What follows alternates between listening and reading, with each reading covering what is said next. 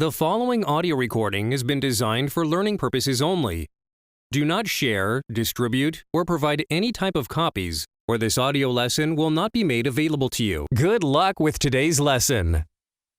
All right, so we're going to do pH of salt solutions first here, and then we'll do the common ion problems that lead to the buffers. But we'll need to know about salts and the relationship between Ka and Kb. Still on 16. Long chapter. Lots of stuff. Okay, and then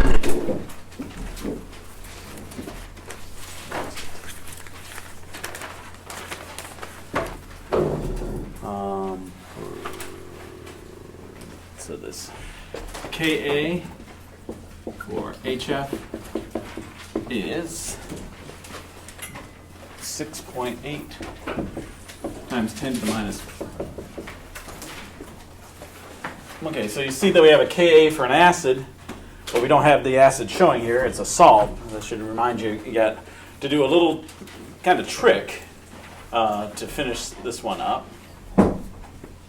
So we see, you don't have to do this each time, but this is a soluble salt. So when this goes into a solution, we have a spectator ion that does nothing, but then we have this chloride ion that does hydrolyze.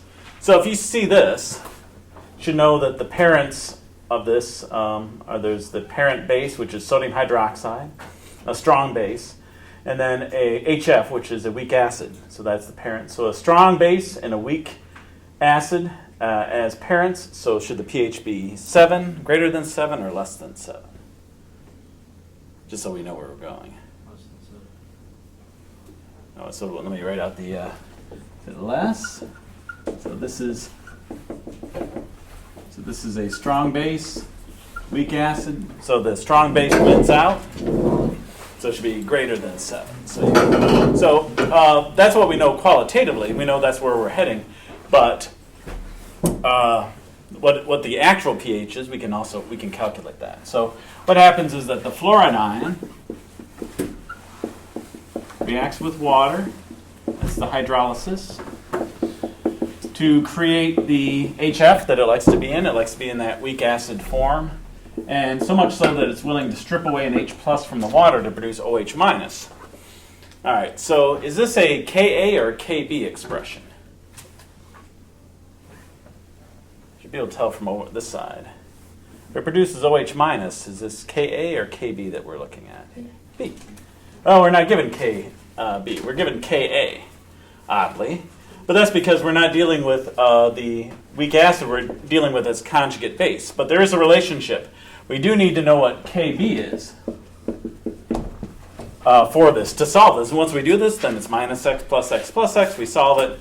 We find that x is equal to the concentration of OH minus, and then we can back out pH.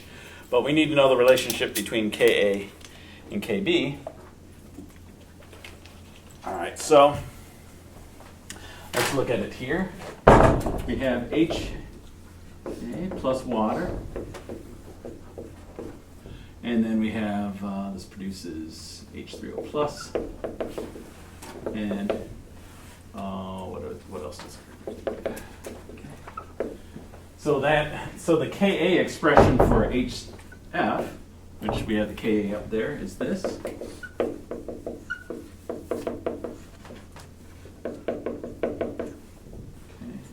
So what we're trying to do is find the relationship between Ka and Kb, which is very simple, but I just wanted to prove it here. And then for F minus, conjugate base, reacts with water, produces HF and OH minus. So the Kb value, which is what we need over here, is equal to HF OH minus over F minus. Okay, so we see that we have these two terms. We have F minus here, and we have it on the bottom here. We have HF on the bottom. Here it's on the top. So if we multiplied Ka times Kb, that will be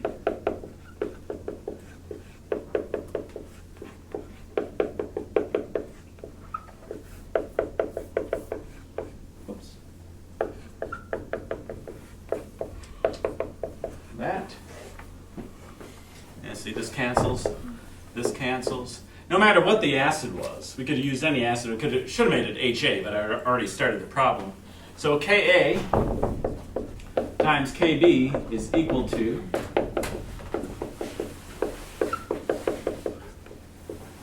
does that look familiar at all?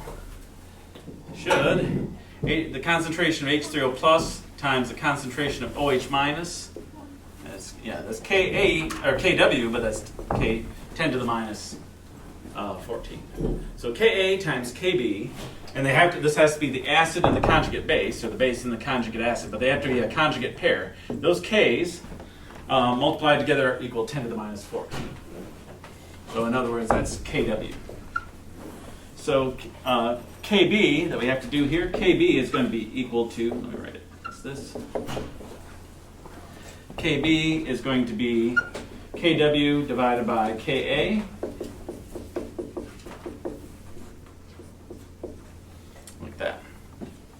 So this is the relationship between the Ka, and anytime we do Ka and Kb, so for any salt solution that we use, and for any buffer, and when we talk about titration, same thing, we're going to need to know this. And you're going to need to do this. Now you know to do this because all I gave you was Ka here. This is a Kb expression, it produces OH minus, so Kb must be known. I didn't give that to you, so if I didn't, either you had to find it, that's rare. And in this case, I give you Ka for this weak acid. Here's its conjugate base, that's the relationship. So we know that Kb is going to be equal to Kw divided by Ka. It's going to be 1 times 10 to the minus 14 divided by this number. So that's all that, each of these things we're adding one or two little twists. In this case, we do it because we don't have the acid, we have the conjugate base from a salt, but we can still solve the problem. We know some relationships here that will help us find Kb. Once we have Kb, then we solve the problem as usual. I could have just given you Kb. That's the thing, we have this huge table of Kas, but if you look at the Kb table, it's just like 6 or 7 of them, because that's all we need, because all the Kbs for all of the conjugate acids can be found from the Ka table. So that's why the Ka table is longer. We have everything we need here. We put this in. Minus x, plus x, plus x, and then we solve it as usual. So x squared. Kb is 1.47 times 10 to the minus 11. You can see the approximation holds. This divided by 10 to the minus 11, much larger than 100. So 1.47 times 10 to the minus 11 times 0.4, take the square root, and x is going to be 2.42 times 10 to the minus 6 molar. Let me double check that. Times 0.4, take the square root. Right. And that is the concentration of OH minus. So another little thing to be aware of. I want you to find pH, but if you take the negative log of that, you're finding POH, so you have one extra step. So POH is equal to negative log of 2.42 times 10 to the minus 6. Oops. 2.4 times 10 to the minus 6 log, and this is going to be 5.62. Well, we said that the pH has to be greater than 7, so if you forget that you found POH, you should see, whoop, there's something wrong. And that almost always, when you expect it to be basic and it turns out to be acidic, you found POH. That's the most common error where that's going to happen. So pH is going to be 14 minus POH, so that's going to be 8.38. Not guaranteed to be right, but definitely makes sense. You want to double check everything. So that's if you have a salt that it has parents that were a strong base and a weak acid. Okay.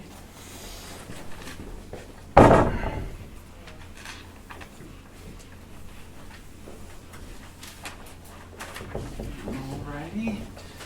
And then let's do one for where we have a weak base and a strong acid. So what is the pH salt solution? That is 1.25 molar ammonium chloride. So you see that the parents are a weak base, a strong acid, so pH should be less than 7. And if you look, we have the Kb for, or you'll have to have this. Kb for ammonia is 1.80 times 10 to the minus 5. This is a more likely one with a strong base and weak acid as parents because there are just so many weak acids, but should be prepared for this as well. So the ammonium chloride breaks up into ammonium ion and chloride ion. And you should know that if this hydrolyzes, we just create HCl, which is going to dissociate, so nothing happens here. This one will give up its H plus to water, producing hydronium ion, and it goes back to being ammonia. So that's something that hydrolyzes here. So the reaction is ammonium ion plus water goes to H3O plus and ammonia. And there's no doubt that it's a Ka expression because it produced H3O plus. So it has to be Ka, just as this has to be Kb. So you need a Ka value. You see that you don't have one, but you shouldn't be surprised. You say, yep, I see I'm not using ammonia here. Ammonia is over here. I'm using ammonium. And I know that this is the conjugate acid of this base. I know the relationship between them. So Ka is going to be equal to Kw divided by Kb. 1 times 10 to the minus 14 divided by 1.8 times 10 to the minus 5. So 1 times 1.8. And so this comes up to be 5.56 times 10 to the minus 10. So it took a little bit to get there. What we had to do was just one step, but we had to break this up into its ions, figure out what was hydrolyzed. Only one thing is going to be hydrolyzed. You could do a weak acid and weak base as parents, but then you'd have 2 reactions going on at once, and we don't normally do that. Ebbing used to have that in the textbook, but it doesn't do that anymore. So a little too much going on in that problem. So here we have 1.25, 0, 0, minus x, plus x, plus x. So it took a little while, but we're back to our general pattern here that we've done over many times. And then 5.56 times 10 to the minus 10. This divided by this, definitely greater than 100, so we can ignore that. And then it's going to be 5.56 times 10 to the minus 10 times 1.25. Take the square root. So x, which is the concentration of H3O plus, is 2.64 times 10 to the minus 5. And pH is going to be the negative log.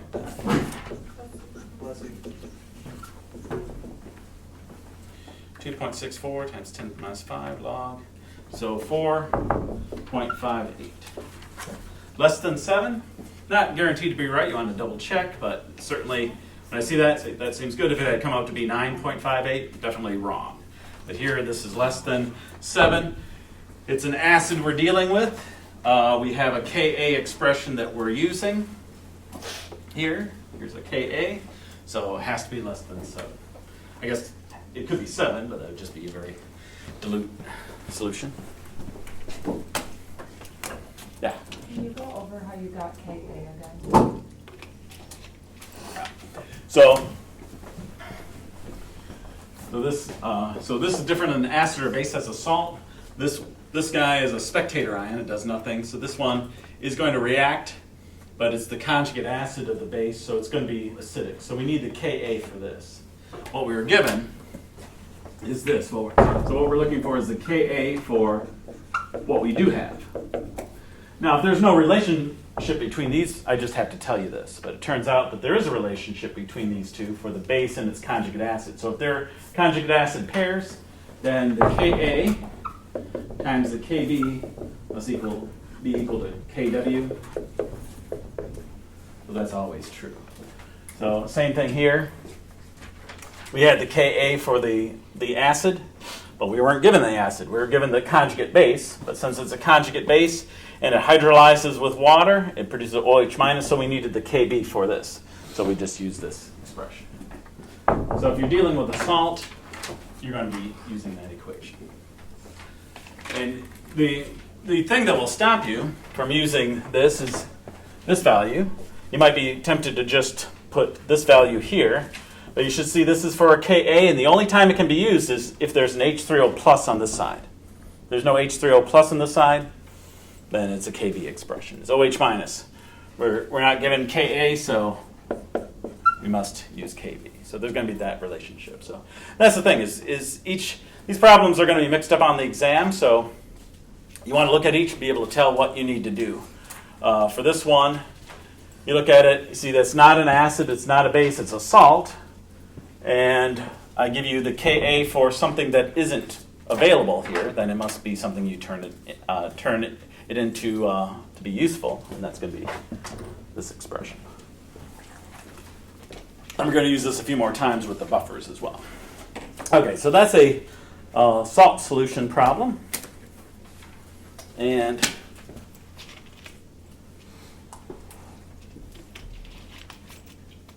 all right. Now, we'll say that for the Henderson-Hasselbalch. Okay, so the buffers. So how do we distinguish or tell if we have a buffer? So that just qualitatively, where is it? When we're dealing with so we did a common ion problem, a couple of those already. And the buffers are common ion problems, but they do something very specific in solution. Okay, so a buffer is a solution of a weak acid and its conjugate base, or a weak base and its conjugate acid. That they're paired up like that turns out to be very important to dealing with solutions, especially the pH. So, so we have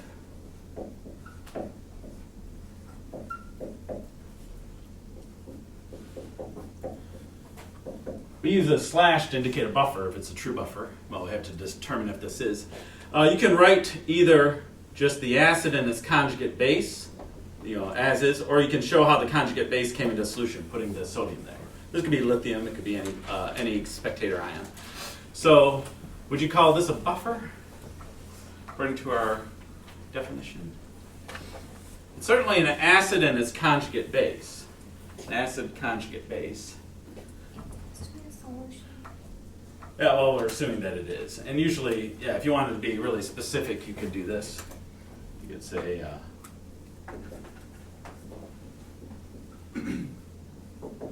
like that. But we don't really need that in there. We're assuming that it's in solution. What else? It's a strong acid. Yeah, strong acid. What we're going to see with a buffer is that we want it to be able to shift back and forth in equilibrium between the weak acid and the conjugate base, or the weak base and the conjugate acid. It has to go back and forth. A strong acid just goes right to the end. It annihilates everything in its path. It destroys itself if it can, and that's it. So this is not a buffer.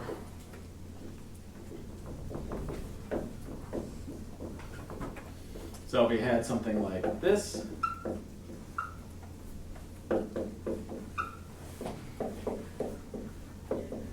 that is definitely a buffer. And you can write it like this as well. So sometimes they put in the spectator ion. So if they do this, somebody's doing this, they're saying, this is how I made it. I took HCN off the shelf, I took potassium cyanide off the shelf, and I mixed them up. Or you can just write it like this. Because in the end, that spectator ion does nothing. So you could also write it like that, and the person who wrote it said, yeah, you can use potassium cyanide, sodium cyanide, lithium cyanide, whatever you want to use, just as long as the cyanide is in there. But these are definitely buffers. So these are some of the stranger ones. They're more biological buffers. Okay, is that a buffer? Does that seem like one? Do they differ by 1H plus? Can you call one of them a conjugate, call one a weak acid and the other the conjugate base?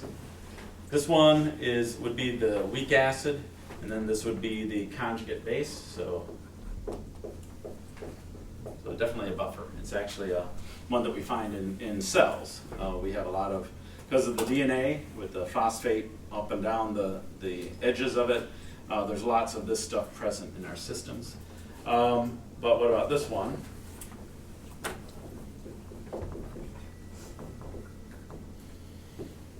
This would not be a buffer because it differs by 2 TH plus. So so it has to be, and here's another one that's, if we have a weak base, that would be a buffer definitely. But it has to be a weak acid and its conjugate base, a weak base and its conjugate acid. For this one, you could put in the counter ion. Let's use something else besides.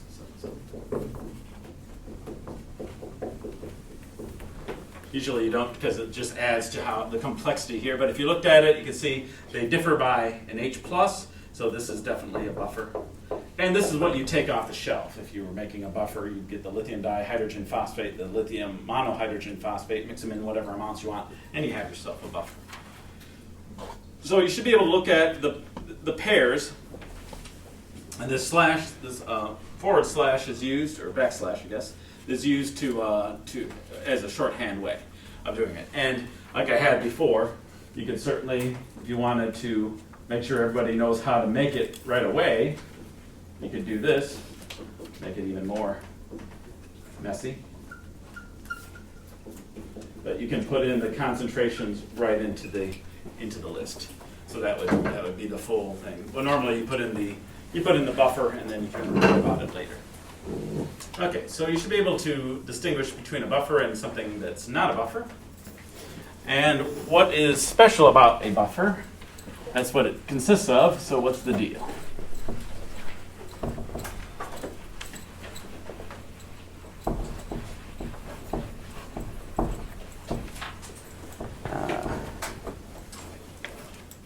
The semester were a roller coaster. We're approaching the very height. Where you get that look on your face. The buffers, this is it. Yeah, and then it's a screaming ride all the way to the end. But this is the best. This is the good as it gets. So if that worries you, sorry. But this is good stuff. Okay, so what is a buffer then? A buffer is a solution characterized by the ability to resist change in pH. So let's write it out.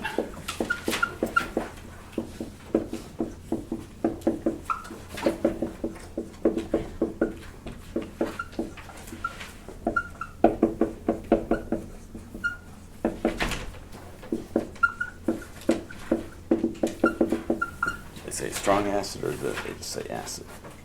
Yeah.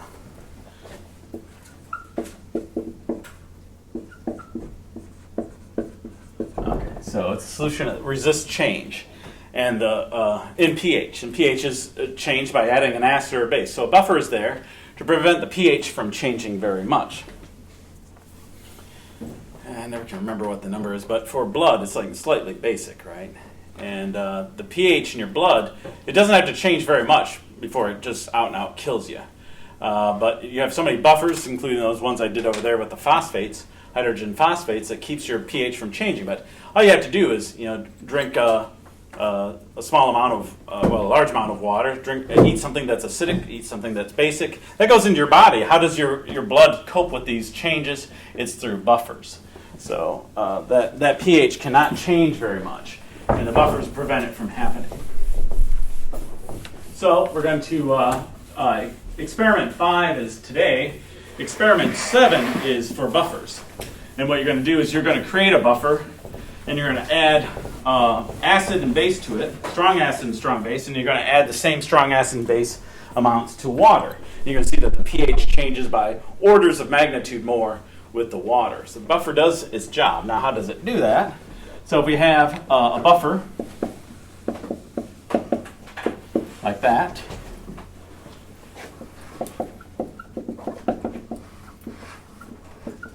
if we added a strong acid, that means we're adding H3O plus, whatever it is, it becomes that. So the H3O plus goes into solution with a buffer. And looking at these two things, what should the H3O plus react with? It's going to react with this guy or this one? What's more? Yeah, because this is positive. This is an acid, and this is an acid. So it's going to, here's an acid and conjugate base. So the acid is going to react with the base, the conjugate base. And it's pretty much going to go to the side. There's no real return arrow. And notice that the conjugate base, in eliminating these, it has to be a small amount of acid. If there's more acid than buffer, then it destroys it. But if there's a small amount of acid that is brought in, some of the conjugate base is turned into the acid. Now what happens with the addition of strong base, and that would be OH minus, then OH minus comes in, and the buffer's standing by, and H just says, I got this. I'll go after the OH minus and eliminate it. And in the process of doing that, it creates A minus and water. So the strong acid and strong base are eliminated, and in the process, A minus becomes HA, and HA becomes A minus. And that's where the power is. That's where the almost magic of the buffer is, in its ability to control pH. Is not only does it get rid of these things that are trying to change the pH, but all it does is just flip itself into part of the buffer again. Just say, yep, I'm still a buffer, I'm just on the other side of it. So you can picture it as HA goes to A minus, the loss of H plus, and then with the gain of H plus, it goes back. So you could actually say, so we could say with OH minus.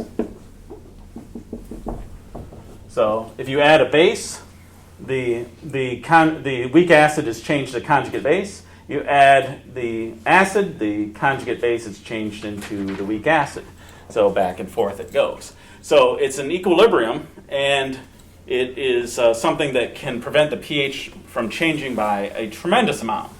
Where a pH should change from, say, go from, let's say this is pH 4, it should shoot down to, you add a strong acid should shoot down to pH 1. Instead, it'll change from 4 to like 3.8. It'll change very slightly. And we'll see the actual numbers here. So the buffer this is the power. So you should be able to say what happens if a strong acid and a strong base are added to a buffer, and it would just be the general HA and A minus as your buffer.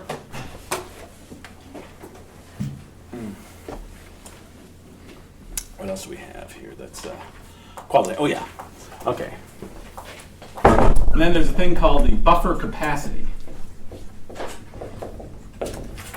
And your buffer capacity, we have it here. And I believe they go with 1/10.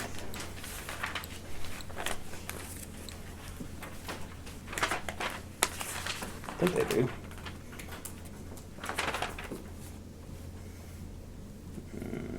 I don't see it, but yeah, it's got to be, yeah, okay.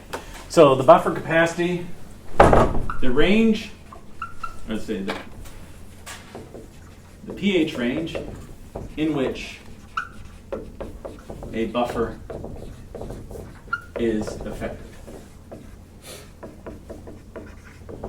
So outside that pH range, the buffer breaks down. It's destroyed. So what is the range? So if we have HA,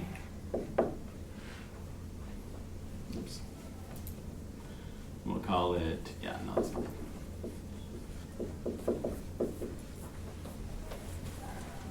Let's see if they do flip it, or do they have acid?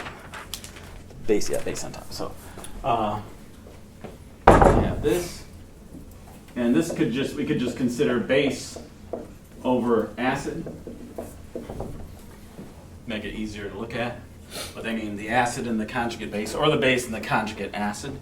So this ratio of base over the acid has to be greater than 0.1 and less than 10 of the rate for the ratio. So make this 1/10. So if you take the base divided by the concentration of the base divided by the acid, it has to be between 0.1 and 10. If it is, then that means that you have no more than 10 times as much base or acid than the other, and that will be the effective buffer capacity. Anything beyond that, if the base divided by the acid is 20, then both are still present, but effectively the buffer is gone. It doesn't work anymore. So you should be able to find the buffer capacity, and we'll look at how to do that in a moment.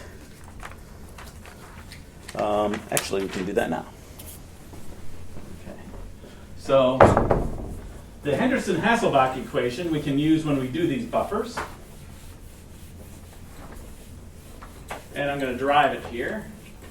And then you should know it, and it allows us to find the buffer capacity very simply. But we got to know that this Henderson-Hasselbalch equation is just a rearrangement of something we already know.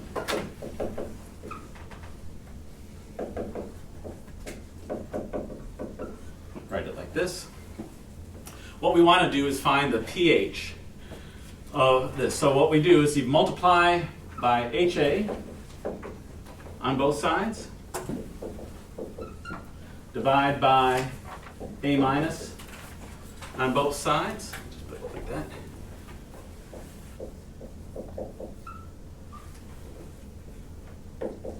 This derivation is not so important. I just want to show you that all the Henderson-Hasselbalch equation is what we've been dealing with all this time. It just is in such a nice form that it is it's very useful. So, but it also relies on that approximation. So we have that. I'm going to just flip it around.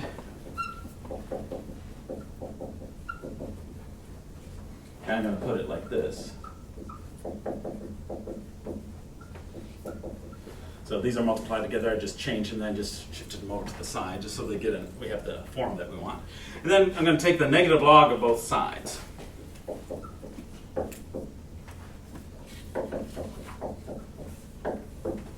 That. What's the negative log of H3O plus? pH, yeah. So that just reduces to this. On this side, we have the negative log of Ka. And because of we're talking about logarithms, the log of a product becomes the sum of the logs of each of those terms of the product, like that. Now what's negative log of Ka? What's that? Yeah, pKa. Yeah, so it's just not, whatever the negative log of whatever is going to be P of, in this case, of the H plus. So this becomes, here, pH, this becomes pKa. We have negative log of HA for A minus. Now, if you have just the log term and you flip these, what happens to the term? You flip it like that. Timid, what's that? Natural log. Yeah. Nope.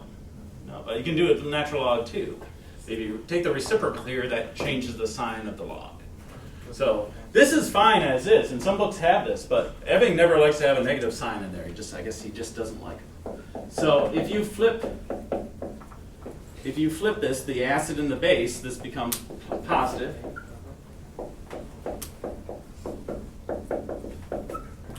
And that's the Henderson-Hasselbalch equation. So all we did was we used their Ka expression and we put it into a different form, a really, really different form, really crazy looking. But when you get done, we have pH of a solution that contains an acid and its conjugate base, which is a buffer. So, and if we know the Ka of the acid, we can find the negative log of it, we're all set. We can find the pH of a buffer without doing all the math we did before. Okay, and then your book likes to write it like this.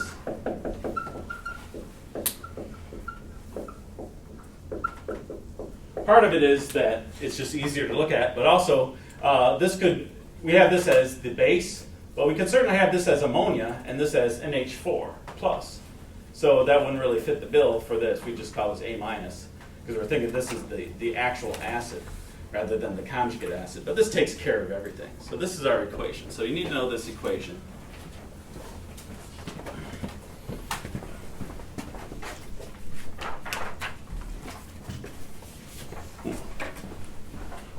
Okay, so we use this equation now.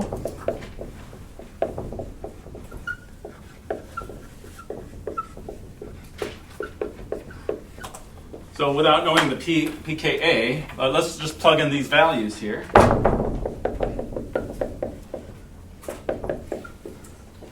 So the far side of this, on the right side, is 10. So that's this ratio here. That's this. So if we make this 10, what's the log base 10 of 10?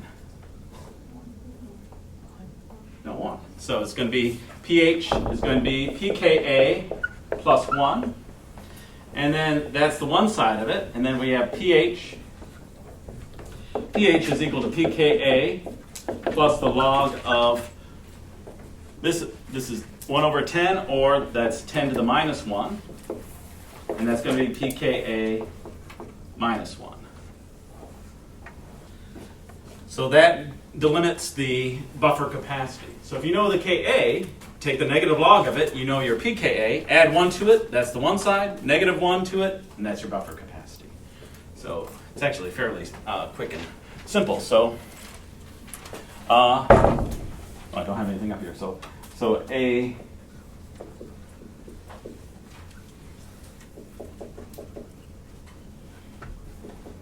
buffer that's that, well, we look in the table and we see that the Ka for HF, for the hydrofluoric acid, somewhere, there we go, is 6.8 times 10 to the minus 4.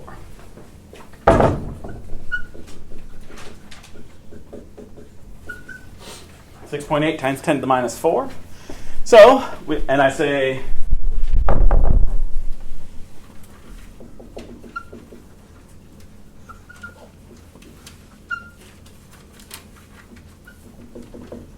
so what's the buffer capacity here? Take the negative log of Ka.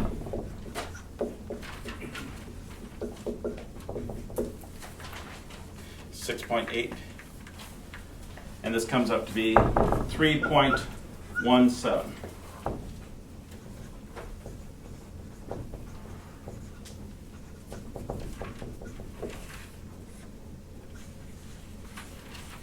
Okay, so what's the buffer capacity for this buffer? It's this is pKa. So what's the lowest pH where this buffer is going to be effective? It's nothing. I mean, that's what's nice about this. There's nothing special, nothing crazy, nothing you have to do. You take 3.17 minus 1. And then you take 3.17 plus 1. And that's your buffer capacity. That's it. That's all you have to do. That's the power of this equation. So so all you have to do, if you're given a set of buffers, you just have to take the negative log of the Ka and subtract 1, add 1. That's your buffer capacity. Anything. So for this buffer, no matter what these concentrations, the only way it works is if the concentrations of our acid and base are such that the pH is in this range.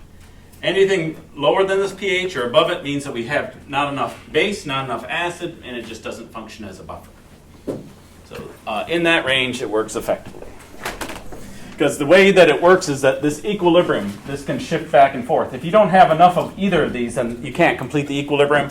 It's like one of those components is not there. Okay.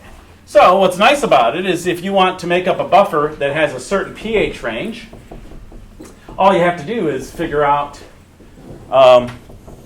you just look at the Ka's here. So let me give you one to do here. Let me just do, okay, so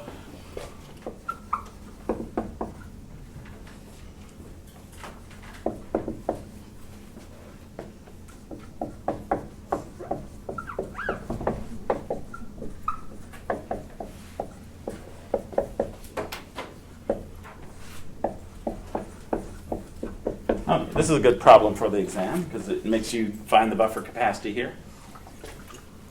Let me just check and see here. Make sure I can find one that will work.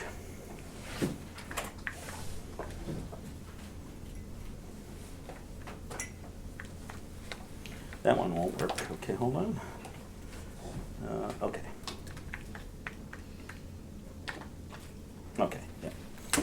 All right, so you need to make you go into the lab stockroom and you see you got to make a buffer that's pH 6.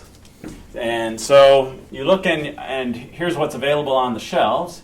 You have benzoic acid, and here's the Ka's.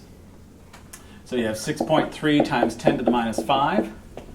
So you look at the different acids. Usually they have the Ka on the bottle. If not, you can look it up pretty easily online. You have carbonic acid, and this is 4.3 times 10 to the minus 7. And then you have hydrocyanic acid. And this is 4.9 times 10 to the minus 10. Those are the only acids that we have. So what we want to do is you need to have a buffer capacity where pH is somewhere settled inside of that. So what you want to do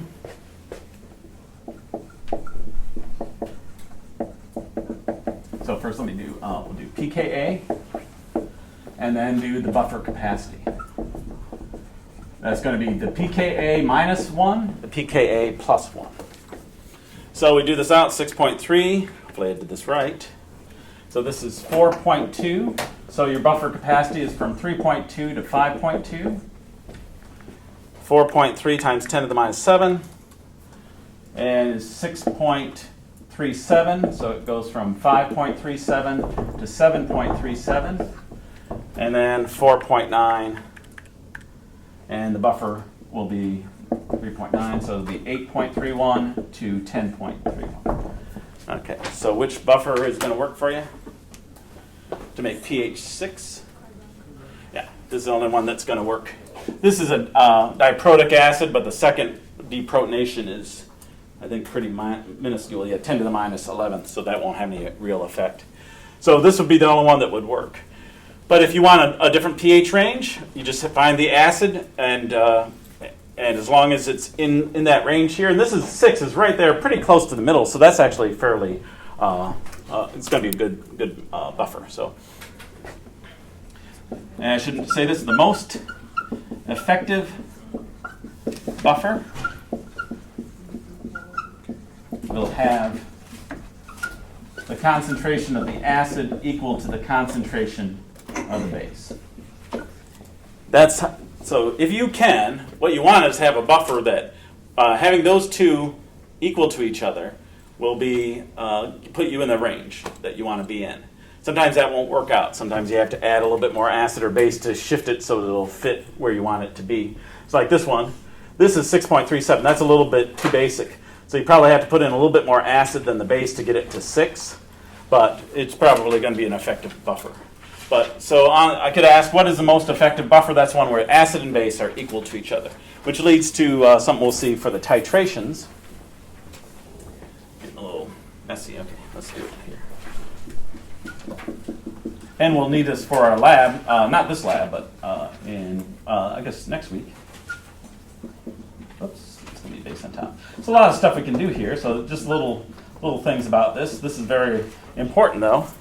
If the acid and the base are equal to each other, then this is 1. What's the log of 1, no matter what base is? 0. So if that's the case, then this is 0, and the pH is equal to the pKa. So we'll see that in the titration, we can actually use the pH of the titration to back out Ka. So you can find the Ka for a weak acid just doing a titration. So that's where, so when we have these equal to each other, they have equal amounts of both things that have to deal with any incoming acid or base. So that's why it's the most effective. So you should, what do we got here? So this is the derivation. You should know the equation here. You should know how to find the buffer capacity. If you're given a list like this, you should be able to say which acid is going to be the one that you would need for a certain buffer. And then you should definitely know this. The most effective buffer has the acid and base components are equal in concentration. That's a good place to start. You're right in the middle.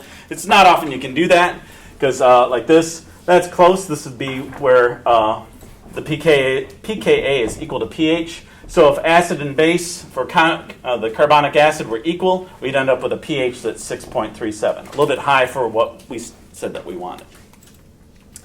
Okay, so now, okay, so just like mostly qualitative stuff here, but make sure that you can find that buffer capacity. Let's go down here. And dealing with Ka, Kb, pKa, and pKb, we should know the relationship between all of those.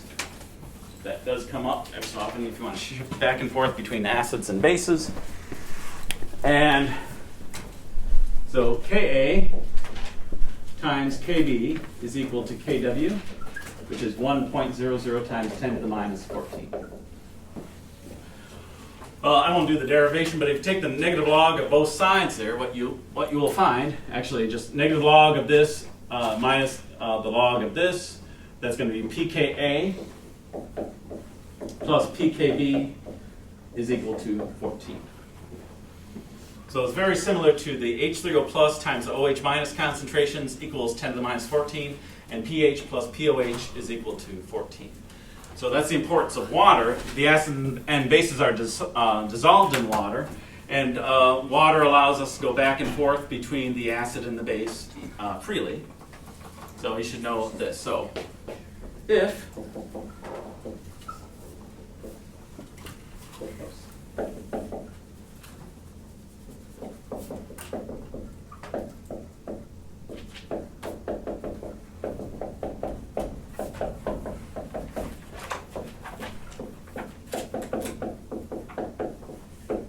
the concentration of the hydronium ion is 1.23 times 10 to the minus 5, what is pKa? So this pretty much requires us to go through the whole deal here. Yeah, so we would do, oh, actually, I'm sorry. We want to do Kb, sorry. With that, I regressed to the last chapter. Yeah, that's it.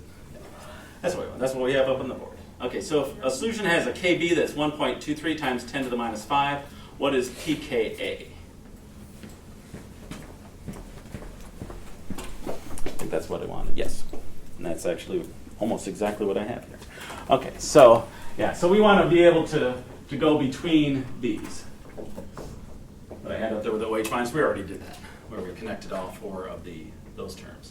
Okay, so we're given Kb, and we want to find pKa. So you can see that we can use the top equation to find Ka and then take the negative log of it, or we could take the negative log of this and then subtract that from 14, either way that we want to go. So what I'll do is say that the pKb is equal to the log. So all of this is just making sure that you can convert between the different terms. We're going to be using, we probably won't use pKb or K very much, but we will use Kb. We'll definitely use pKa, and that just comes up in the Henderson-Hasselbalch equation all the time. So this pKb would be 4.91. So I'm just going from Kb to pKb, and then going to pKa. And in organic chemistry, the first chapter has a lot of this kind of manipulation. This is one of the first things that you do, because you need to use, especially pKa, that you'll use is for a little bit of the work that you do for acids and bases in organic chemistry. So anyway, so we have this 14 minus pKa, Kb will be our pKa. So this is 14 minus 4.91. 1. And this is 9.09. All right. So little stuff. I mean, just this pretty much almost on its own, because we really are only going to convert between Ka and pKa for most of what we do. And then this is just we're going to use for a salt and buffer solution so much that we'll just get used to it. But this kind of maneuvering between those four, it's not going to happen very much, but you should know how to do it. All right. So that's a little digression there. We did this. Did that. We did the buffer capacity ones. Good.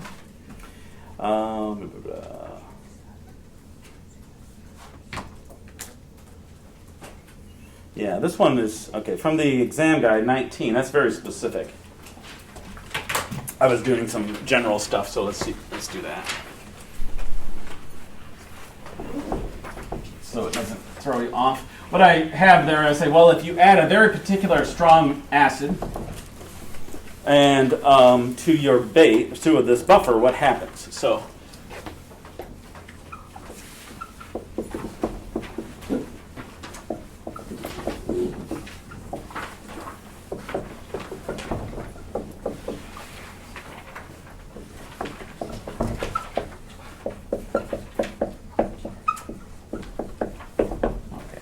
So I'm just making something up here. So what is the reaction of the strong acid HI with the buffer HClO, and then is hypochlorous acid and the sodium hypochlorite buffer? And then what is the reaction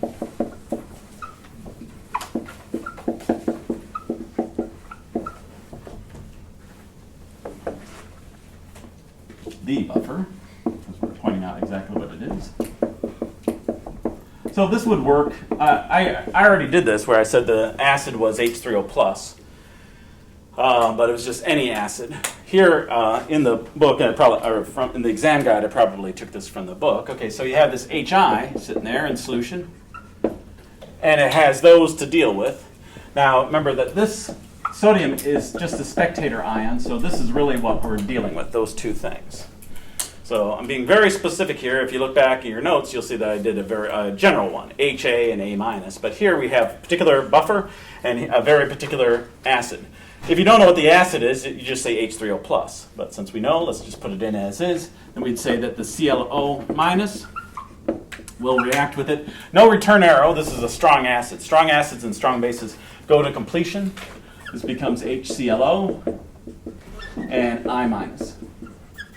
So that is for that particular very specific reaction there for that system, that buffer and that acid. Whereas before I just made that this would have been A-, this would have just been H3O+. We could have certainly changed this over, showed the dissociation here, but that's not what they wanted. So just show that. It's not wrong to do that. If you want to make this H3O+, I'd accept that, but this is what's happening here. And then the sodium hydroxide, this is just OH-. You can carry that sodium through. It's just spectator ion, so it just gets carried along. And this is going to react with that particular acid in the buffer. Strong base is going to go to completion too, no return arrow. So this is going to be ClO-, and then water. So this one is just like I had before. But here, since we have the particular acid, you can leave in that spectator ion. You could also, or since you know it's a strong acid, is going to break down into this, you could do this as well. But the exam guide showed this one.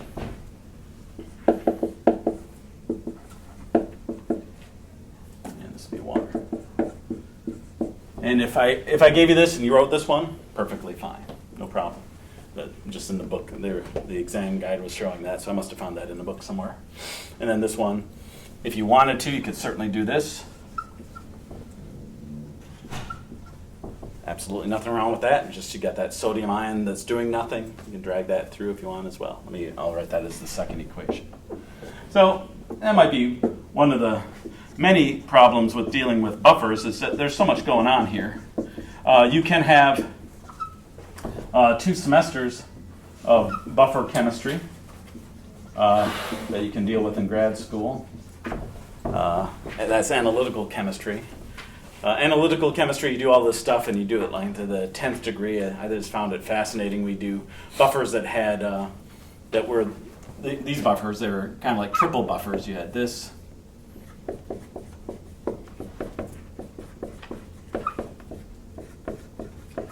And you had an equilibrium between here and an equilibrium between here. And why this is important is because this is what's going on in your cells. There's a buffer between these and a buffer between these, so they're connected. So we don't go that far, but just saying that these buffers, if they seem a little tough, it's because they are. It's unbelievable chemistry. There's lots going on, very, very complex, but we'll break it down as much as we can. But each of these little kind of factoids you should know. So and they're listed in the exam guide too. But a lot of little things that just like know this. Okay. All right, so what are the two components for a buffer? We did that, we did that. Okay. And here it is. Oh, let's take a break. All right, we'll take 10 minutes, and then we'll do the big buffer problem from one side to the other.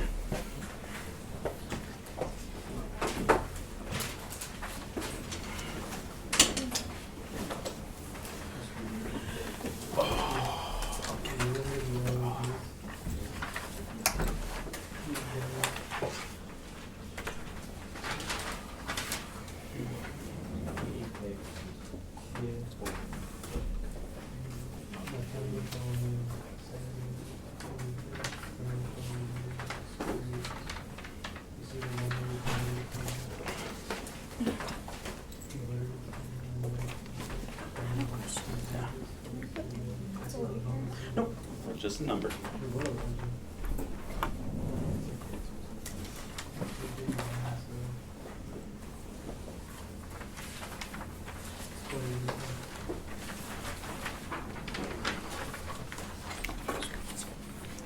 I'm just kind of curious. So with the calculations I did it out, I got negative. And I don't know if we're necessarily supposed to be like that. I think when you get through, there's an absolute value. These need to be positive. Other than that, does it? Yeah, no, these look fine. Yeah, Okay, so, there is an yeah, there's absolute nothing value? unusual about those numbers. Okay. So. Okay. No, because I just got confused because it turned out negative, and I'm like, Yeah, it's probably just that you didn't take the difference. You just carried that through. So yeah, but the numbers on their own for these Ks look fine. okay. A little lower than usual, but I've seen a lot of these before. So it's just how things played out. So Did we ever go over? I think we're going over it soon, though, like for lecture. Acid-base titration curves. mm-hmm. Is that where? Did we go over that already? Or? Nope, we're good. That's the last thing for chapter 16. Oh, okay. Thank you. Yep.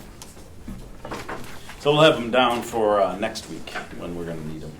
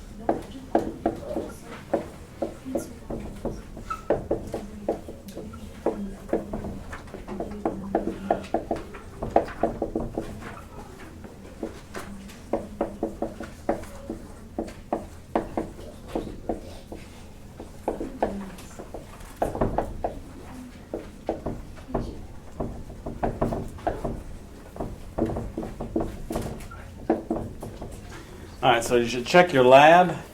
I made a change. If you look at step 28 in the procedure, it should say above it, it should say titration of hydrochloric acid with ammonia. If it says the opposite, if it says titration of ammonia with hydrochloric acid, come on up here, I'll show you what the change. It's just a couple of lines, but you'll want those because otherwise your reaction will not pan out. I made those change, but if you printed this out after, I think I made the change last weekend, 2 weekends ago, I should say. So I should say titration of hydrochloric acid with ammonia. These are flipped. We need to talk. And it just a couple of little things that I got to make a change to your lab, so it's not worth. So it'd be. And I think you understand what you need to do, but I'm going to just put in.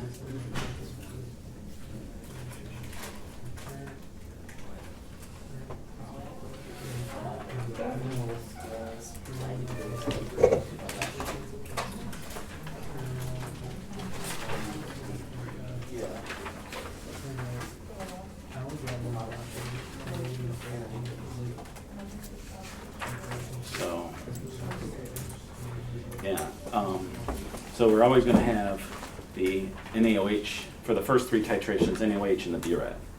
All I did here, you're going to have the ammonia in the BRAT. I had it written so that the HCl was in the BRAT, so it's backwards. It'll still work, but we won't get the numbers that we want. So just make sure when you go to so everything works fine when you get to this one, just make sure the ammonia is in the BRAT and the acid is in the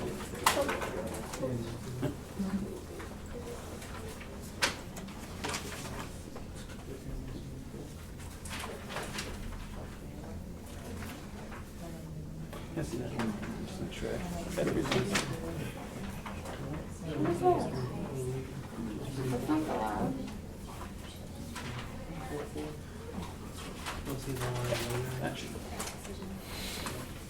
Okay.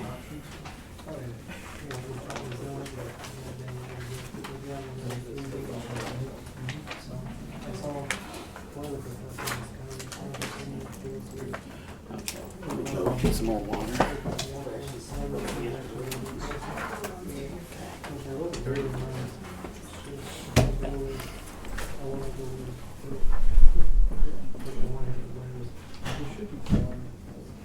They were saying they should.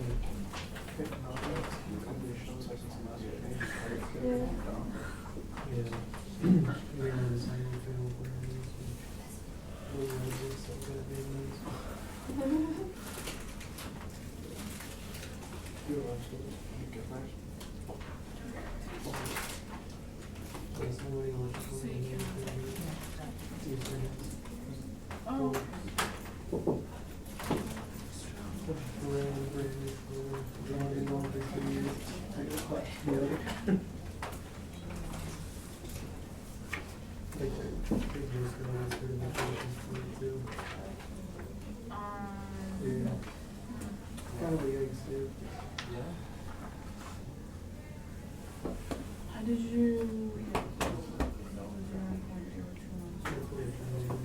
just follow the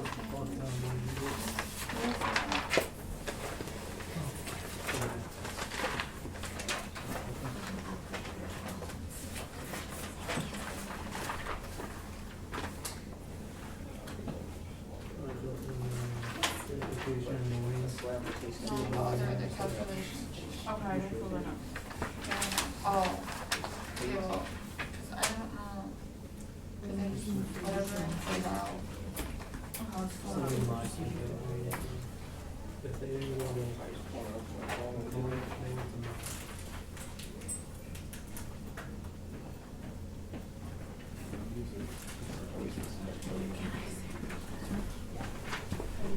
Okay.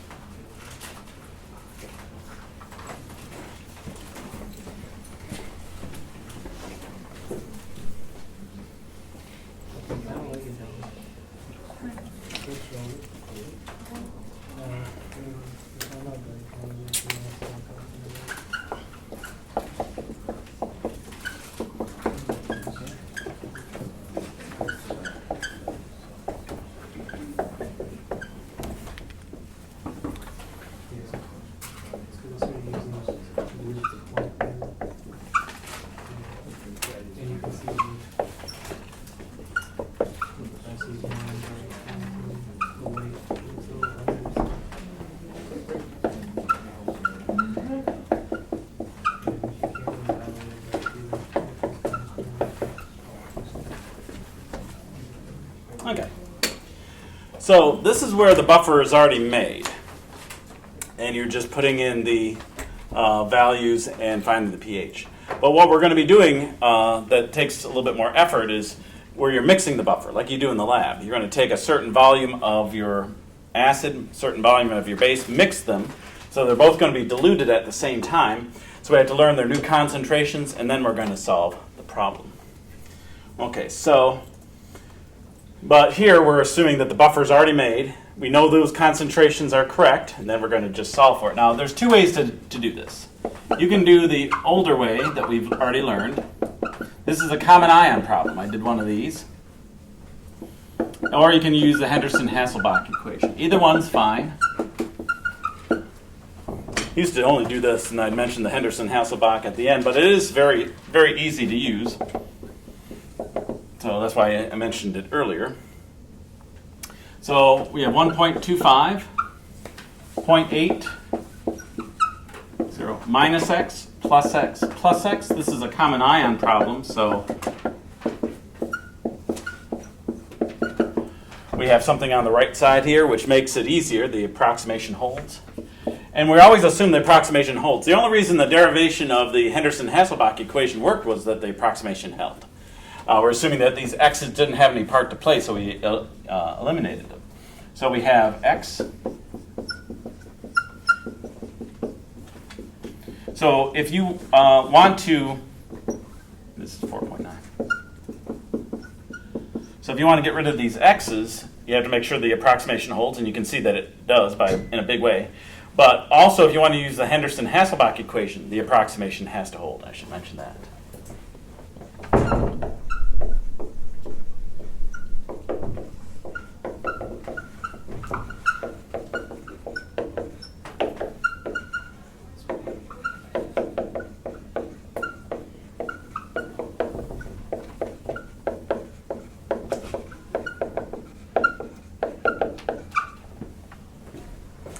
So we're making that assumption when we use the Henderson-Hasselbalch equation.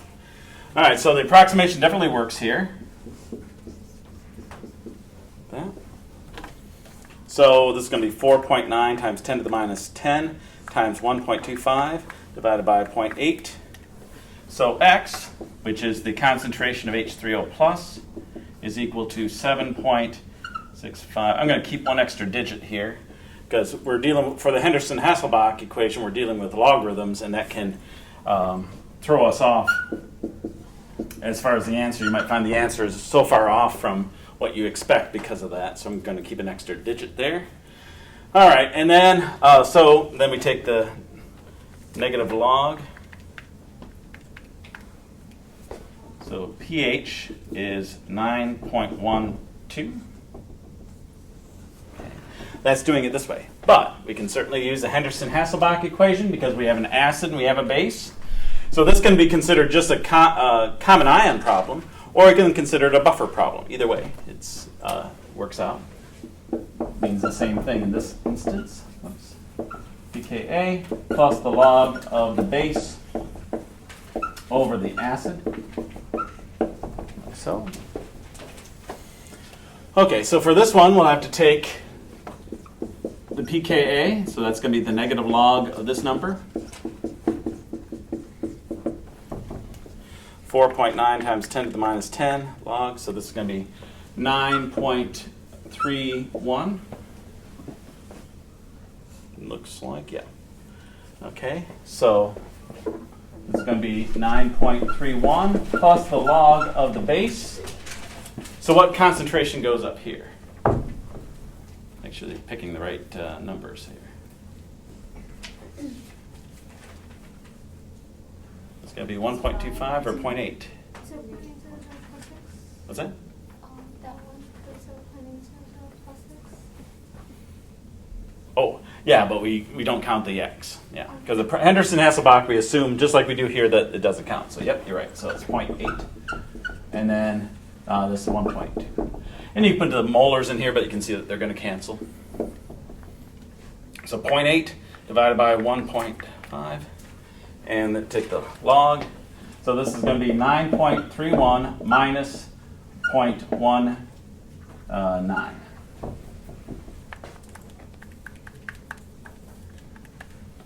And this comes up to be 9.12. So it shouldn't be any surprise that these are the same. If this had come out to be 9.11, or this had come up to be, and they were different, all you have to do is just carry out an extra digit, you'll be fine. This happens, it usually means that if you're off, it just means you're rounded somewhere. Because one we're doing just on its own, other we're using logarithms, that can make a big difference. So just keep that in mind.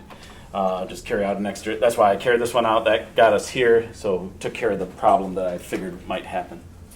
Okay, so when you do out a buffer problem, you can use this way, or you can use this way. Students decide for themselves which one they like the best.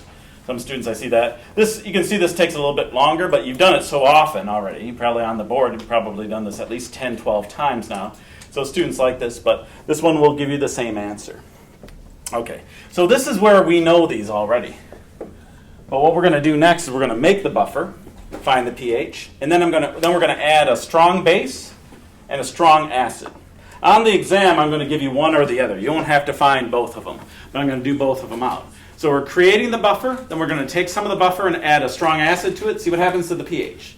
So buffer, pH, add some acid, what happens to the pH? Add some base, see what happens to the pH. So we're going to do it right down the line.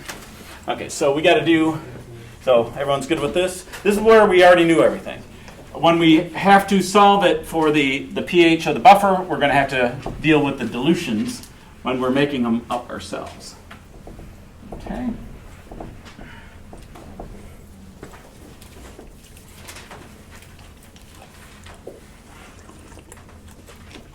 All right. And, yeah, all right. So we'll do, gotta make sure I got some numbers that will work. They all should work. I just want to make sure I got,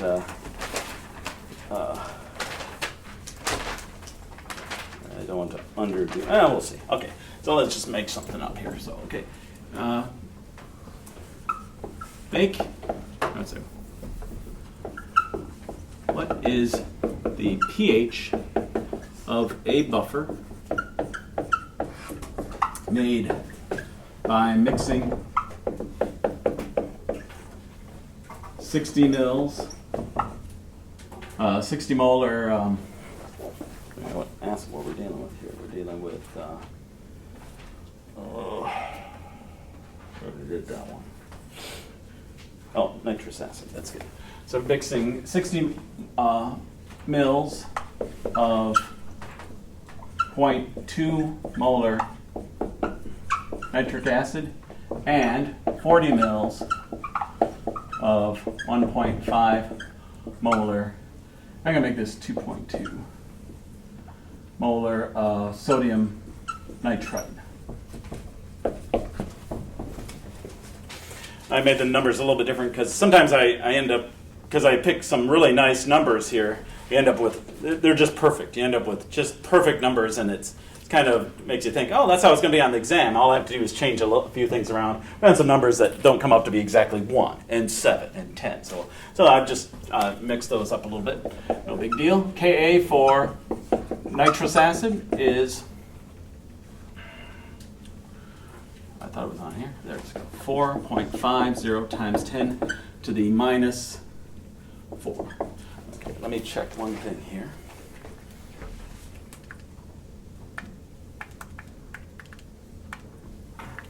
Make sure the approximation holds. Oh yeah, it's close, but yeah, it works. Okay, so what is the pH of a buffer made by mixing 60 mils? So you have 60 mils and 40 mils. You pour them into a new beaker. Now you have 100 mils of the solution. but they've each been diluted. This is what they started with. So we have to figure out first what the dilution was. We get our new concentrations, and then we're free to use the Henderson-Hasselbalch equation. Then the second problem will be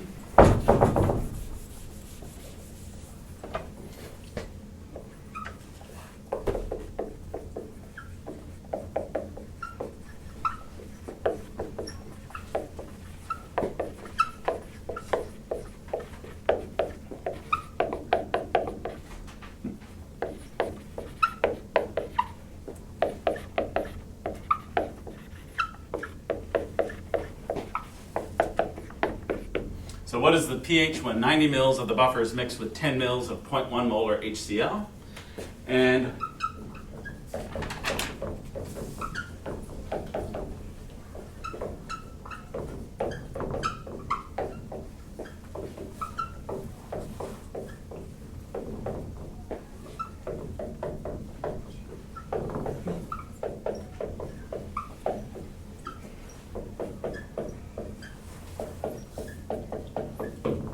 so now we don't have 180 mils, but let's say we just do a separate one. So if you had 90 mils of the buffer we're about to make, add 10 mils of 0.1 molar HCl, which should make the solution about pH of 2, but it's not because of the buffer. What happens there? And then what is the buffer? What is the pH when 90 mils of the buffer is mixed with 10 mils of 0.1 molar KOH? So we add in a strong base. So we got to do each of these in turn. Okay, so on the exam, you'll have to do this, and then you'll have to do one or the other of these. All I'm going to be changing is K, I guess the compounds, the K value, these volumes, these concentrations, these volumes, these concentrations. It can be any strong acid, any strong base, it doesn't matter what it is. For the base, I'm not going to give you calcium hydroxide because you have to multiply by 2, so it'll just be 1 hydroxide. So it's going to work this way for each of these. To save time, I'm going to just use the Henderson-Hasselbalch equation when I'm done. But you can use either one that you want. Follow your heart on that. All right, so when you we're going to see those with the titrations too. When you have to mix two volumes together, we have to multiply the volume by the concentration to find moles, because the moles don't change. The volume and the concentration change, but the moles don't. So find the moles, then divide by the new volume, which is going to be 100 or 0.1. I use that, and notice it's 90 plus 10, because that will give you 0.1 liters. And all that's going to happen is you're going to shift the decimal place one place. But if I made this 63 and made this 155, then you just add them up. We're going to do the same thing to find the total volume, but it's just going to be a nice, simple calculation at the end. So the first thing you do, for any time you mix things, either in this one or the titration ones will do, you have to change to moles. What do we have to do to this one then? We have mils. Yeah, this is moles per liter, remember? So this has to be liters. So first thing you do, change the concentration and the volume. We're mixing these together, so this volume is no longer the volume. And that means this concentration can't be the concentration. They're going to be changed because we're now mixing in 40 mils of this other stuff. The big thing is just don't get these numbers switched. I'm mostly speaking to myself because I do that all the time. It's hard to see these numbers, so make sure you have liters. Yeah. So just make sure that you're dealing with these. I usually do the acid first and the base first. What happens when I don't, that's when it usually goes really badly, because I'm just so used to doing it this way. But however you want to do it, so 0.06 times 0.22, 0.0132 moles of the acid are present. So that doesn't matter how much we dilute them. That is a number that doesn't change. And then this is 0.06 times 0.22. Oh, I think because it didn't shift over. Yep. So this is going to be 6.00 times 10 to the minus 3 moles. Yeah, because this together is 6. Yeah, this is just because it went over one place. I just noticed that this is times 10 to the minus 2. But I believe that is correct. Let me double check or triple check now. And it is good to do that all the way along. Just make sure that you don't make any mistakes here. Okay, so the new concentration of the acid is going to be equal to the moles divided by the new volume, which is what? We've just mixed 60 mils with 40 mils.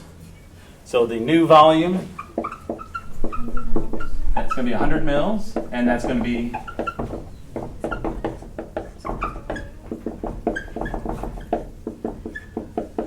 and it doesn't have to be this way, but I usually do this so that it's a nice even number like that on the exam, but it might not be. So if it comes out to be some weird number, that's okay. But if this is 0.1, if it's to 100, all we have to do is shift the decimal place over 1. So it'll be nice and simple like that, but just see whatever it is. I usually do that just to save you a little bit of time because you got a lot going on. But if I forgot, then you have to just do them out. No problem. Builds character. And I want to make sure I label everything as I go here, even though I have it over here. It's not a bad idea. Keep track.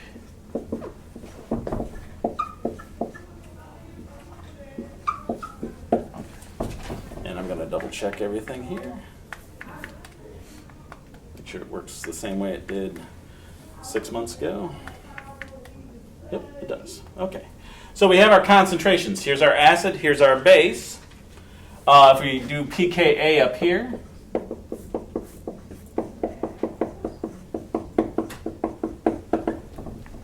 so 4.5. So this is going to be 3.35. That's our pKa. Yep. And now we have everything we need. We have our base, we have our acid, we have our pKa. So our pH is equal to pKa plus the log of the base concentration over the acid concentration. And we just put everything in. We have 3.35 plus the log of the base is 0.0600 molar over the acid, 0.132 molar. So 0.06 divided by 0.132 log. So this is going to be 3.35 minus 0.34. Oh, okay, that's easy. So 3.01.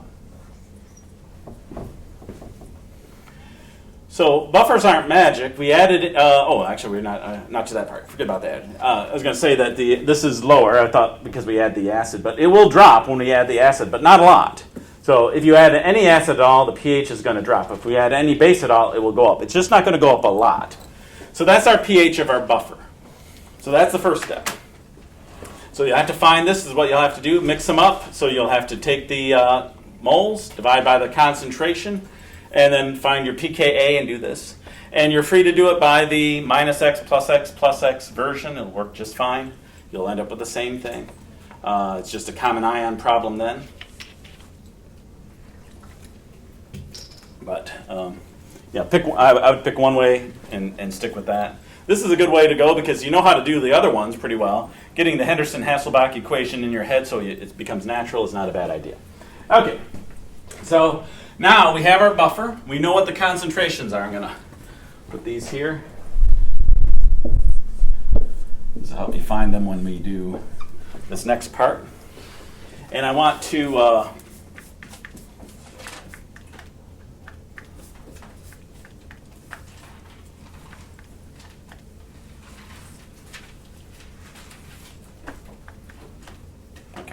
just want to make sure that I didn't overdo it with the acid. So it's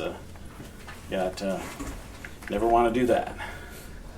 Times 0.09 store, and then this is 0.01 times 0.1 plus recall. Yeah, I just want to make sure because if this amount of H3O plus had been too large, it would have destroyed the buffer. So it looks good. Should be the same thing over here.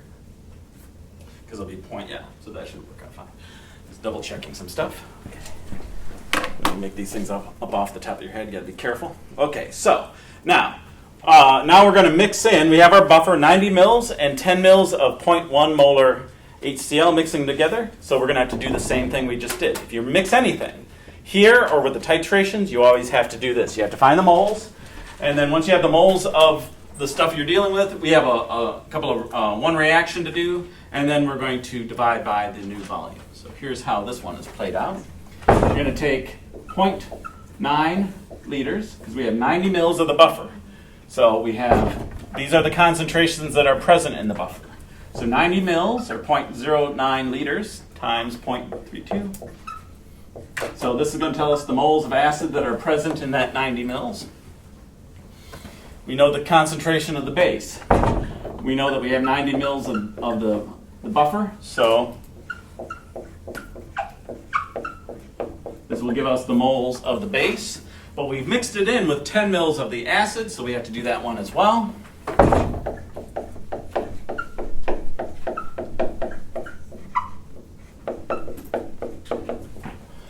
So all of this is together. Now the buffer contains two things, and then you have the HCl, mix them, so we have to figure out the moles of everything. And then we have to see what reacts with what. But first things first. Figure out what our concentration is, or what our moles are. This is going to be 0.0119er.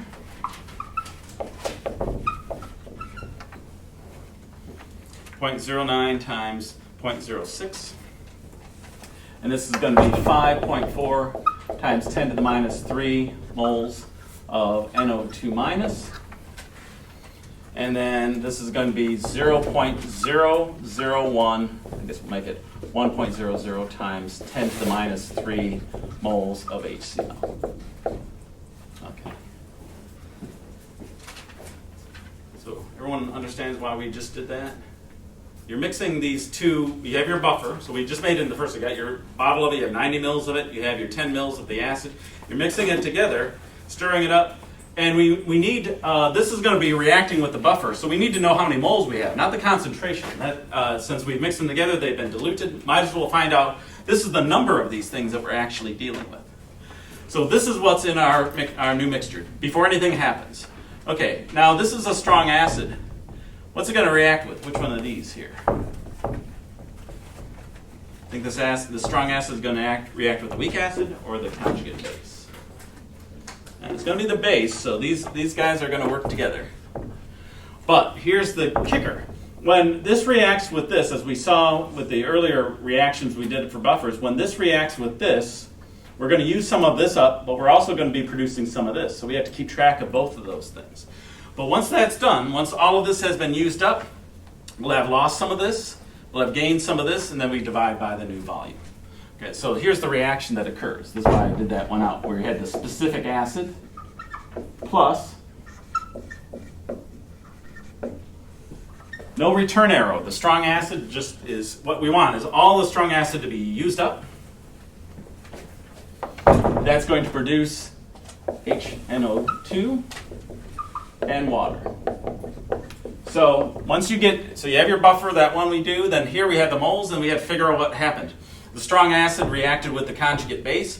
What we hope is that all of this gets used up, and we have some of the conjugate base left over. Whatever of the NO2 that was used became the HNO2. So here's how it would be set up. Now remember, this is in moles. So this is going to be 1 times 10 to the minus 3.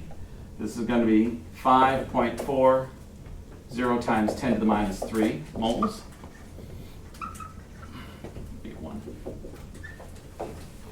And this is 0.0119 moles. Okay. Let me move these back a little bit. Okay. We're dealing with a strong acid. So how much of this is going to be used up? All of it. It's going to tear through. What it's trying to do is it's trying to destroy the buffer, but it's destroying itself in the process. What we hope is that this number is less than this. It is. So all of this gets used up. It's 1-to-1. So the same amount is used up here. Anything else we have to do? What about on the right side? Now we have to add to it because this is a buffer. As this is being used up, it's becoming something else. It's becoming the other partner in the buffer. So this is all used up, this is all used up, and this is going to be plus. Believe me, you don't want to forget that. When I first started doing this kind of problem and just kind of making stuff up, the numbers up. When I got here, I forgot to do that. Oh, it doesn't end well. It really looks really bad, and you don't want to make that mistake. Just kind of always comes when I get to that point. I always remember, because there's that terror when you're trying to do this problem up in front of 30 students and you don't know what just happened. What's wrong? So you want to make sure that you remember this side. This side is very important. And we end up with, this is 0.0129 moles. Okay, so this is this I think makes sense as far as we want these components, but then this is a very important step. You got to get rid of that acid. That's what the buffer is doing. You put an extra acid, the buffer neutralizes it, and in the process of destroying some of itself, it recreates the other side, and then we're set. But when you're done, all the acid needs to be gone. If you do this out and you end up with some left over here and this is negative, then something went wrong. Either you did it wrong or I did it wrong. So you should check it on the exam. If you find that it's just not working out, come up, I'll double check it. But I've been doing these over the last couple of weekends to double check everything. Okay, so now we have this. Now what we need are the acid concentration and we need the base concentration. So the acid is this.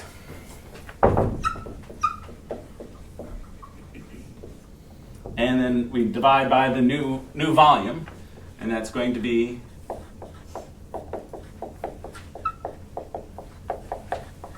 again, it comes up to be 0.1 liters. Doesn't have to, but probably on the exam it will. But whatever it is what it is. And then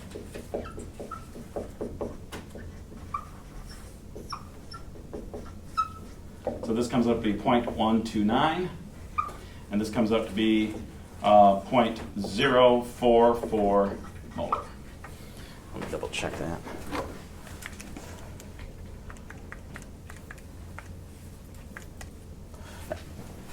Okay, so now we have our base and our acid. We know, well, let me write out. We have our Henderson-Hasselbalch equation.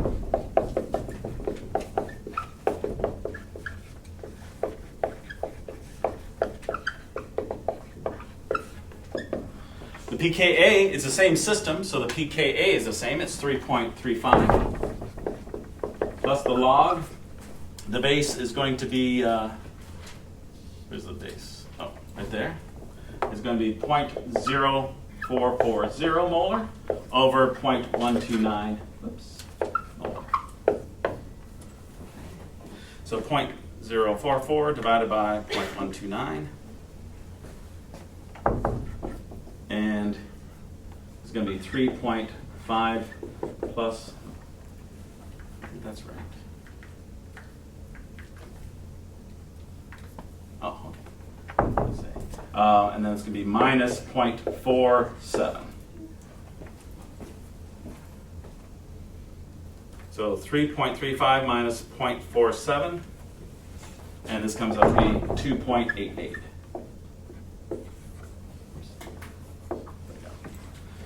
So it dropped. It should. And it shouldn't drop too much. It just dropped 0.13 pH. When I was doing this, I came up with something positive here. It can't be positive. It has to be less because we need to beat that 3.01. This number has to be less. It could potentially come up to be 3.01 again if the concentrations were low, but these weren't low enough to do that. I knew this should be a pretty large number, and I knew this number should be less than 3.01 by substantially. So you can see that it dropped. Now, when we add the base, it's going to go up. Yeah. When we're adding the liters, it was 0.09 plus 0.10. Is that supposed Oh, I'm to sorry. Yeah, it's going to be. 0.01? That's the 10. Okay. Yeah, so that's the 10. Sorry. Yeah, and it's going to add up to 0.1. Okay. Good eye. Good eye. Yep. So that's you. Half the class will have that one. Half the class will have this one. I'm going to do this one out, but you can see it works essentially the same way. Just at this point, it's going to be OH minus here. So we'll have the HNO2 here. This will be NO2 minus here. So the acid will drop, the base will go up. So we'll actually, the number here will be larger than it was, and so we're going to go up. It should be greater than 3.01. All right. All right. Any questions or concerns? Yeah, I got this compartmentalized here. So this is the first step. You find the pH of the buffer. Second step, add the acid. Third step, add the base. But again, you'll only do this one, and then everyone will have one or the other of those. Okay. So we do this out. You can see that most of it's going to remain the same. This is going to be 90 mils. So we start with the buffer again. We're not starting with this. We're assuming the buffer from the beginning. So we're not, just make sure that's clear.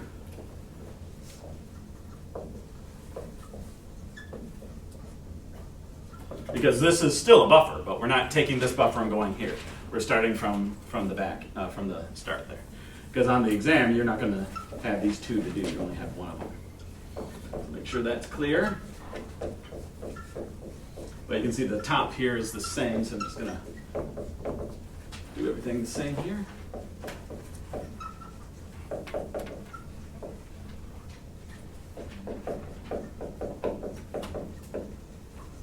Okay, so we're using the same buffer, same concentration, same volumes.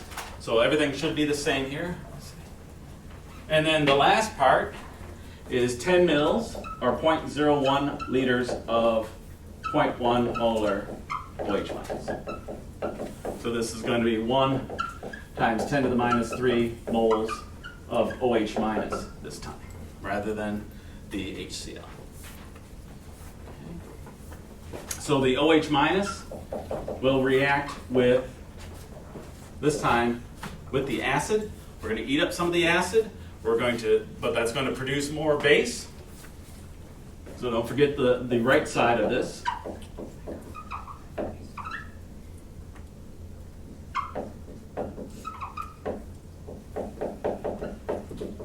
Produce water there. So, and we just leave it in moles. I suppose you could change it back to concentration if you wanted, but it'd be a little tricky at this point. So we just leave it in moles.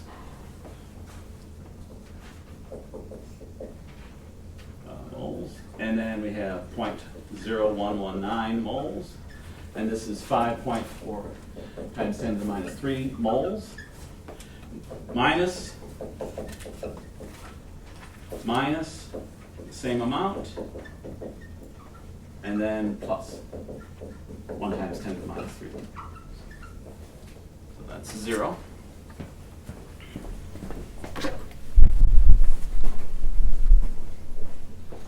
So this should be 0.0109 moles.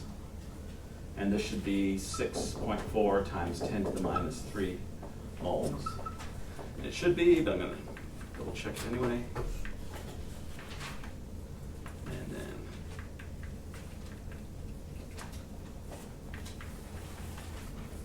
okay, so we have everybody. And now we just change the concept. So all the base has been used up as it should. We've used up some of the acid. We've gained a little bit more of the conjugate base. So we're ready to change back to concentration. And now it looks like the rest of that. So this reaction was different. No return arrow, complete reaction. Goes completely to the right till one of them's gone. That should be the base. And then this is 0.1. And then we should have this.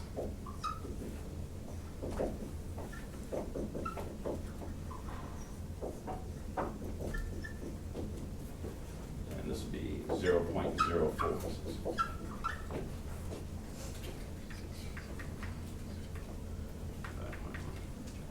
Okay, so we have everything, and then Henderson-Hasselbalch again. But you'll have to do, everyone will do the first part. I'll just change the numbers around, but then you'll have, even if you have the same thing, there's a few, I got 3 different versions now, so everything's different. But even if it weren't, all I have to do is have one set of students deal with this as the buffer, for the buffer, and this one. What am I looking at? Oh, there's, okay. 3.35. plus the log of the base, which is 0.064, and then the acid 0.1. And technically the molars should be in there, but they're going to cancel. So 4 divided by 0.109.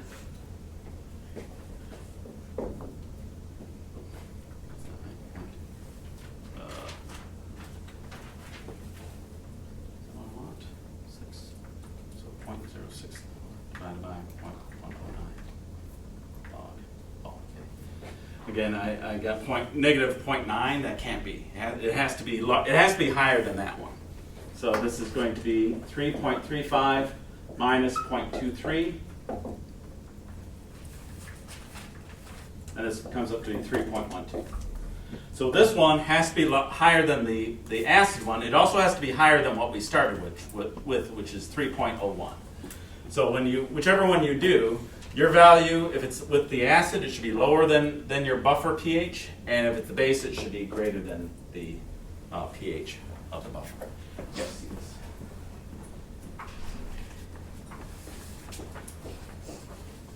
How about that? And I'm going to tell them all about this in American House. I'll be writing this on the walls.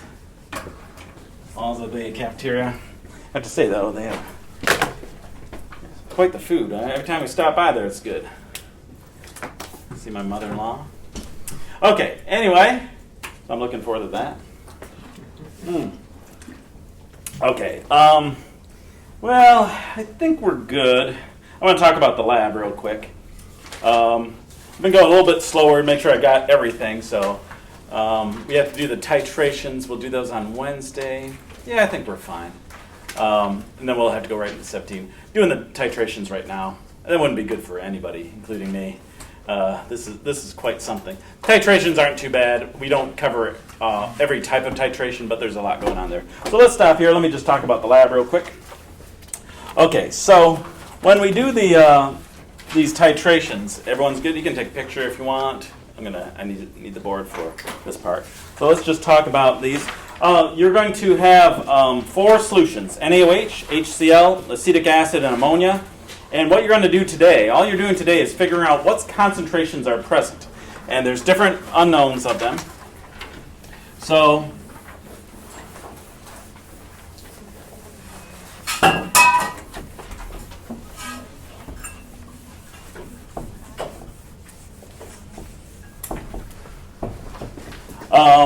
so we have NaOH, HCl, acetic acid, and ammonia. And I should say, no, that's what we're on. Not that it really matters too much. Okay. We don't know what the concentrations are.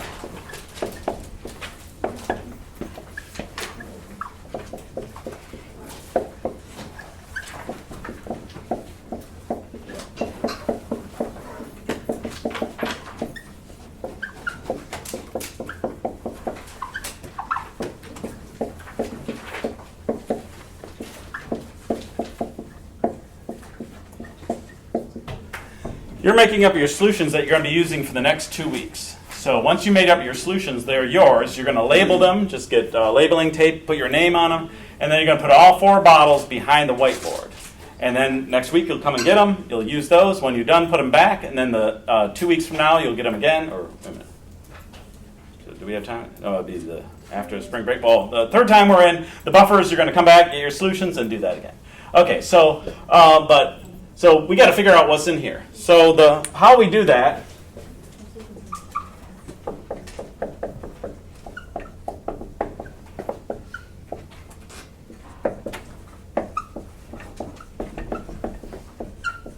Now NaOH, the powder that Ambrose uses to make this, is hygroscopic. As it's being poured out of the bottle, it starts to absorb water. So it gains weight, gains mass from the water. So when he puts it on the scale, he needs 40 grams per liter to make 0.1. But by the time he gets on there, maybe a few tenths of a gram of the stuff is water. So we lose that precision. So we never try to determine what the concentration of NaOH is from its weight, because unless you were in a situation where there was no water in the air. Okay, so we use KHP solid to standardize NaOH. So what you're going to do,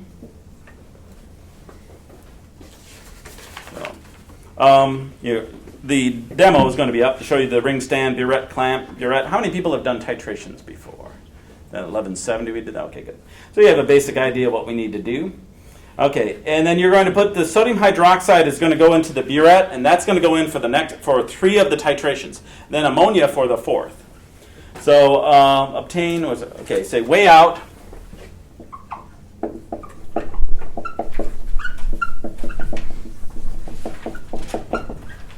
It says weigh out 0.2 grams. I mean approximately. If it comes out to be 0.215, you're golden. Just go.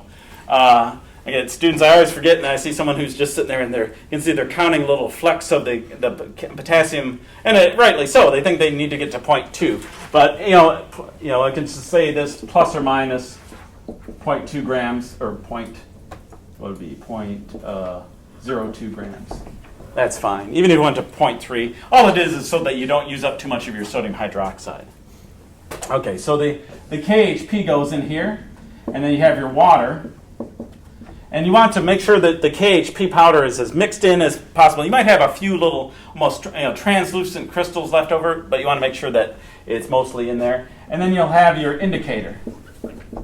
Your phenolphthalein must go in there. Don't forget the indicator or you won't see the end.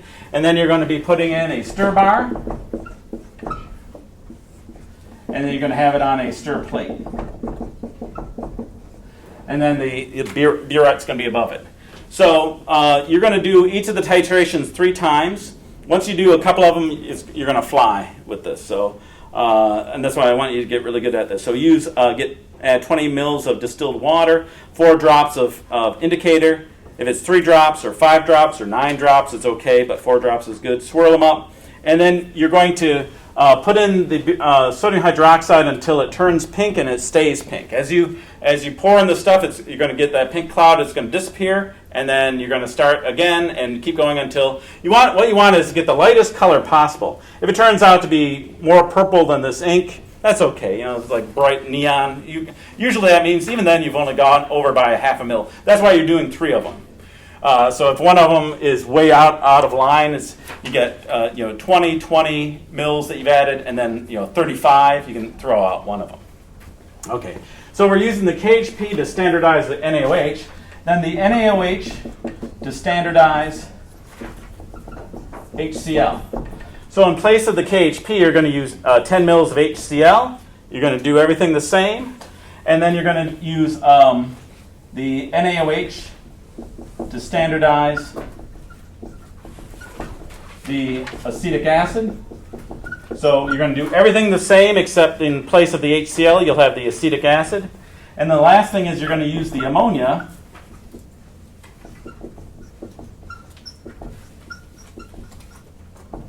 I can't remember, is it HCl? Yeah, HCl.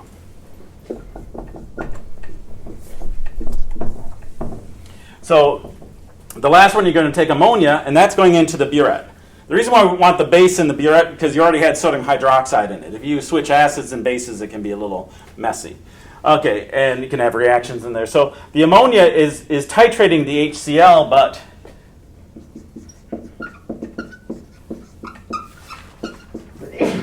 this is being standardized by the HCl. So the KHP tells us what the concentration of the NaOH is. Then now that we know the concentration of the NaOH, we can find the concentrations here.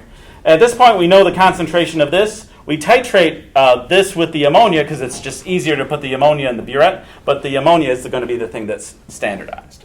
So what you want is basically you want 3 titrations, 3 volumes for each of these. And then on Wednesday, I'll go through the calculations. It's just a series of more or less the same calculations. Big thing for this one is the solid. Make sure you use water, the stir bar, and make sure you use the indicator. This is almost always the problem. So I put in 50, and you should never have to put in more than 50 mils, probably a lot less. So if you get to 50 mils, call me over. Students say, I put in 50 mils, I don't know what's going on. I put in the indicator, boom. I say, yep, you forgot the indicator. Make sure that goes in. And if you put it in and you forget, it's okay. Put in another 4 drops. No, it's not a problem. All right, so head on over there. So you got a lot of titrations to do. Get everything set up. Take your time. You're going to get very fast with these. Good luck with today's lesson.